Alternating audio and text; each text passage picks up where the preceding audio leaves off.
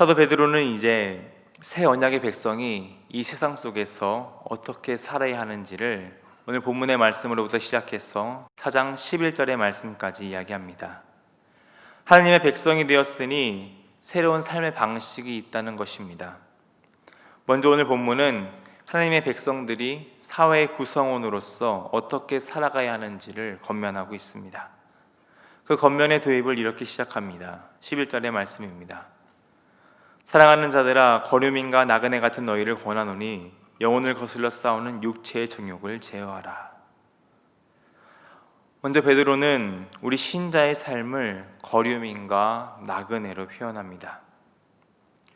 우리의 소속은 하나님 나라입니다. 그러나 우리가 살고 있는 삶의 자리는 아직 이 세상이죠. 하나님의 통치 아래, 그리고 하나님과 새 언약을 맺었지만 우리는 아직 세상 속에서 관계를 맺으며 살아갑니다.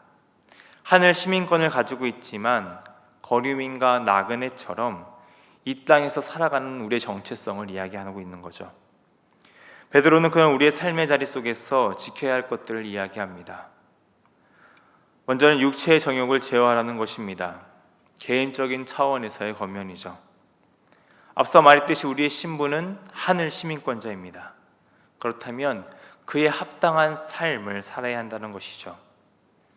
하나님과 세상 사이에 살아가면서 우리는 영혼을 거슬러 싸우는 충돌 속에서 살아갑니다.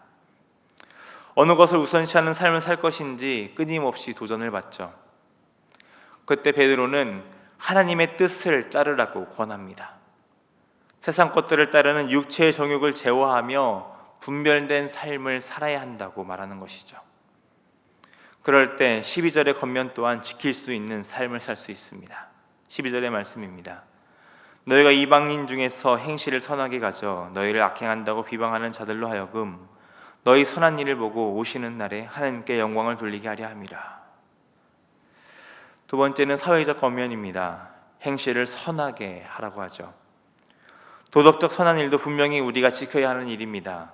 그러나 여기서 말하는 선함의 기준은 도덕적 기준이 아닙니다. 하나님이 기준이죠. 우리가 세상에서 착하게 산다고 하더라도 비방은 피할 수 없습니다. 아니, 우리가 행하는 그 선조차도 세상에서는 비방거리가 될 수 있죠. 지금 우리가 처한 상황을 봐도 그렇습니다.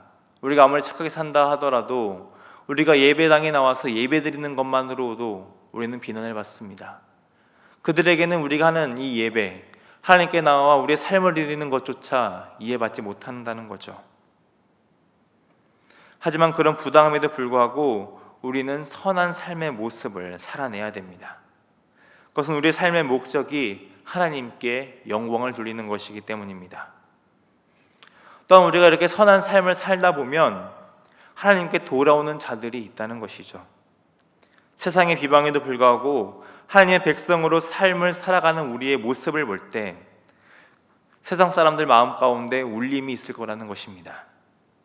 우리가 빛과 소금의 역할로 살아갈 때 그 빛에, 그리고 그 짠맛에 영향을 받는 사람들이 분명하게 있다는 것이죠. 뒤에 함께 나눌 베드로전서 3장 1절의 말씀을 보면 말씀대로 살아가는 아내를 통해 남편이 구원을 받는 은혜를 얻을 거라고 이야기합니다. 우리의 행실을 통해 하나님께는 영광을 돌리며 우리는 구원받은 자로서의 기쁨을 함께 누리게 된다는 것이죠. 그러니 우리는 이 세상에 살아갈 때 개인적으로는 분별된 삶을, 그리고 사회적으로는 하나님께 영광을 돌리는 삶을 살라는 이 베드로의 권면을 귀 기울여 드려야 됩니다. 또한 그 들음을 듣고 우리의 삶에서 충실하게 살도록 결단을 해야 되죠. 계속해서 베드로는 사회의 제도와 권력에 대해서 하나님의 백성이 어떻게 살아가야 할지를 권면합니다. 13절과 14절의 말씀입니다. 인간의 모든 제도를 주를 위하여 순종하되 혹은 위에 있는 왕이나 혹은 그가 악행하는 자를 징벌하고 선행하는 자를 포상하기 위하여 보낸 총독에게 하라. 세상 속에서 하나님의 백성으로 살아가며 왕이나 총독 등 인간의 모든 제도의 권세자들에게 순종하라고 합니다.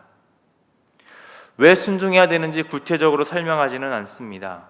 하지만 앞선 말씀과 같은 맥락에서 이해할 수 있죠. 우리는 세상 속에서 살아갑니다. 이 사회의 구성원으로 살아간다는 것이죠. 이 사회 구성원으로 관계를 맺고 살아가기 때문에 그 제도에 따라 시민의 역할을 다하며 우리의 선한 일을 다 해야 된다는 것입니다. 또한 이 세상 역시 하나님의 통치 아래에 있죠. 각각의 통치자들은 그런 하나님의 권세를 받은 자로서 이 세상 속에서 사용됩니다. 그들에게 순종하는 것은 그들을 통해 역사하시는 하나님의 뜻에 순종하는 것이라는 말입니다. 하지만 무작정 인간의 모든 제도에 순종하라는 것은 아닙니다. 전제 조건이 분명하게 달려있죠. 13절을 보면 주를 위하여 순종해야 한다고 말합니다. 하나님의 백성으로서 모든 것의 중점은 하나님을 위한 삶이어야 된다는 것이죠. 베드로는 그 주를 위하여 순종하는 것이 어떤 것인지 계속해서 말씀을 통해 설명합니다. 15절의 말씀을 보면 선행으로 어리석은 사람들의 무식한 말을 막는 것이라고 이야기합니다. 우리가 하나님의 말씀에 순종하며 준법 시민으로서의 역할을 다한다면 세상이 우리를 향해 무식한 말을 할 수 없다는 것이죠. 예수님께서도 공생의 시절 가이사의 것은 가이사에게 말씀하시며 공물을 바치는 것을 정당하게 보셨습니다. 또한 십자가를 지기 전 재판장에서 빌라도의 건의가 그저 로마로부터 주어진 것이 아니라 하나님께로 주어진 것임을 그 현장에서 말씀하고 계시죠. 지금 베드로가 있는 이 상황 속에서도, 이 초대교회 상황 속에서도 그리스도인들은 비난을 받았습니다. 세상의 법을 지키지 않고 기존 질서를 파괴한다는 오해를 받고 있었죠. 지금도 그렇게 상황은 변한 것 같지 않습니다. 우리들을 보며 법을 지키지 않는다, 세상의 질서를 파괴한다고 이야기합니다. 그러나 우리가 주를 위해, 하나님을 위해 세상의 법을 지키며 세상의 질서에 순종한다면 그런 비난이 정말 터무니없는 말임을 증명하게 될 것이라는 것이죠. 또한 베드로는 16절을 보면 우리에게 자유가 있다고 말하고 있습니다. 맞습니다. 우리는 자유가 있습니다. 우리는 자유케 하시는 하나님의 역사로 말미암아 자유를 누리는 사람들입니다. 하지만 분명하게 해야 될 것이 있죠. 사도 바울 또한 이렇게 이야기합니다. 고린도전서 8장 9절의 말씀입니다. 그런즉 너희의 자유가 믿음이 약한 자들에게 걸려 넘어지게 하는 것이 되지 않도록 조심하라. 우리의 자유는 분명히 있습니다. 하지만 그 자유는 하나님께 영광을 돌리기 위해서 있는 것이죠. 믿음이 없는 자들, 믿음이 약한 자들이 걸려 넘어진다면 그것은 해서는 안 된다는 것입니다. 하나님께 영광이 되지 않기 때문이죠. 세상 권세도 마찬가지입니다. 세상 권세에 순종하지 않을 자유도 있습니다. 하지만 그것이 하나님께 영광이 되지 않고 악이 된다면 멈춰야 된다는 것이죠. 그 자유를 선한 행실을 보이는데 사용해야 한다는 것입니다. 그렇다면 우리가 이 세상 속에서 보이는 선한 행실은 무엇이 있을까요? 구체적인 예로 베드로는 17절의 말씀을 듣습니다. 17절의 말씀입니다.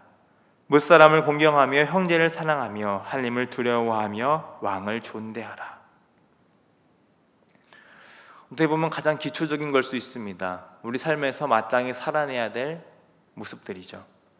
세상 사람들을 존중해야 됩니다. 그리고 신앙 공동체 안에서 형제들을 사랑해야 하죠. 가장 중요한 것, 하나님을 경외하는 삶을 살아야 한다는 것입니다. 그리고 그런 하나님께서 세우신 세상의 권세자들을 존대하라고 말하죠. 이것이 우리 그리스도인들이 이 세상 속에서 선한 행실로 살아가는 삶의 모습이라고 베드로는 이야기합니다. 이제 마지막으로 베드로는 사환들에 대한 권면을 전합니다. 18절의 말씀입니다. 사환들아, 범사의 두려움으로 주인들에게 순종하되 선하고 관용하는 자들에게만 아니라 또한 까다로운 자들에게도 그리하라. 이 말씀은 당시 종들을 향한 말씀입니다. 가정에서 사역하고 있던 노예들을 향한 말씀이죠. 하지만 오늘날 상황으로 바꿔본다면 일터를 비롯한 우리의 모든 삶의 자리에서 있는 그런 일반적인 제도로 보면 좋을 것 같습니다. 앞서 말한 세상의 모든 제도에 순종하라고 했던 말처럼 일상의 삶의 자리에서도 그 순종을 이어가라는 권면입니다. 그 대상에 대해서도 성품과 상관없이 순종하라고 권하죠. 선하고 관용하는 자들에게는 순종하는 것이 쉬울 수 있습니다. 하지만 까다로운 자들에게는 그리하는 것이 쉽지 않죠. 19절의 말씀과 같이 까다로운 자들에게 부당하게 고난을 받을 수도 있습니다. 그러나 순종하라고 이야기하죠. 왜일까요? 그 이유가 분명히 있습니다. 하나님을 생각함으로 슬픔을 참으라고 하죠. 그것이 하나님 앞에 아름답다고 이야기합니다. 20절의 말씀을 보겠습니다. 죄가 있어 매를 맞고 참으면 무슨 칭찬이 있으리요. 그러나 선을 행함으로 고난을 받고 참으면 이는 하나님 앞에 아름다우니라. 죄를 받았기 때문에 고난을 당하는 것은 마땅하다는 것입니다. 하지만 죄 없이 고난을 당하는 것은 아름답다고 이야기하죠. 마치 예수님의 모습이 떠올라집니다. 이것들 세상의 가치로는 이해되지 않습니다. 고난받는 것과 복을 받고 아름다운 것은 상반되는 것 아니겠습니까? 그러나 이것은 하나님 앞에 선한 삶입니다. 우리 주님께서 먼저 그리하셨고 이제 그 길 가운데 우리를 부르셨기 때문입니다. 21절의 말씀입니다. 이를 위하여 너희가 부르심을 받았으니 그리스도도 너희를 위하여 고난을 받으사 너에게 본을 끼쳐 그 자체를 따라오게 하려 하셨느니라. 우리 예수님께서는 아무런 악도 죄도 거짓도 없으셨죠. 그러나 세상은 예수님을 십자가에 못 박았습니다. 조롱과 수치를 당하시고 고난을 당하셨죠. 그때 우리 주님께서는 오직 하나님의 공의를 의지하시며 채찍에 맞으시고 십자가를 담당하셨습니다. 그로 인해 우리가 구원을 받고 새 생명을 얻게 되는 은혜를 입게 되었죠. 25절의 말씀과 같이 목자 없는 양과 같은 우리였는데 이제는 우리의 영혼의 목자와 감독 되신 주님의 품 안에서 거하게 되는 은혜를 누리게 되었습니다. 우리는 이런 큰 은혜를 받은 산 증인이죠. 증인의 역할이 무엇입니까? 증거하는 것입니다. 새 언약을 받은 하나님의 백성으로서의 삶을 살아내며 복음을 증거하는 삶을 사는 것이 오늘 우리의 삶이 되어야 한다는 것입니다. 그렇기 때문에 예수님처럼 우리도 우리의 삶에서 고난을 당하고 부당한 일을 당할지라도 선한 행실을 꿋이 살아내야 된다는 것이죠. 그것이 우리 그리스도인 새 언약을 받은 하나님의 백성의 삶의 방식이기 때문입니다. 오늘 이 베드로의 권면은 우리에게도 동일하게 적용할 수 있습니다. 우리 역시 우리의 삶의 자리에서 예수님의 제자로서의 합당한 삶을 살아야 합니다. 오늘 우리를 선한 행실을 통해 하나님께 영광을 돌리는 삶의 자리로 부르셨습니다. 오늘 우리의 삶의 자리에서 순종의 삶을 살며 공의로우신 하나님을 의지하며 살아가는 우리 모두가 되기를 바랍니다. 묵묵히 고난을 받으신 주님을 닮은 삶의 자리로 오늘 우리를 부르셨습니다. 그 부르신 하나님의 음성에 응답하며 그 부르심의 믿음으로 결단하고 순종의 삶으로 나아가는 저와 여러분이 되기를 소망합니다. 우리를 부르신 삶의 자리를 살아내게 하실 사랑이 많으신 주님을 의지하며 믿음으로 선한 삶을 살아내는 복된 삶을 사는 우리가 되기를 주님의 이름으로 축원합니다. 기도하겠습니다. 만물의 통치자가 되시는 하나님 아버지, 우리를 새 언약의 백성으로 삼으시고 하늘 시민권자로 살게 하시니 감사합니다. 그러나 아직 우리는 세상 가운데 살아갑니다. 나그네와 거르민과 같이 세상 속에 살며 많은 고민과 갈등이 우리 가운데 있습니다. 그때마다 우리의 삶의 기준이 하나님의 말씀이 되게 하옵소서. 세상 속에서 온전한 그리스도인으로 천국 백성으로 살아갈 수 있는 힘과 능력을 더하여 주옵소서. 우리가 하나님의 뜻에 따라 선한 행실의 삶을 살아가길 소망합니다. 하나님께 영광을 돌리며 주님께서 걸어가신 그 길을 뒤따라 걷길 소망합니다. 이 순종의 길을 걸어갈 때에 구원받은 자로서 복음의 증인으로서 세상에서 선한 삶을 꿋꿋이 살아갈 수 있도록 오늘 우리의 삶을 도와주시옵소서. 사랑이 많으신 우리 주님 예수님의 이름으로 기도드립니다. 아멘.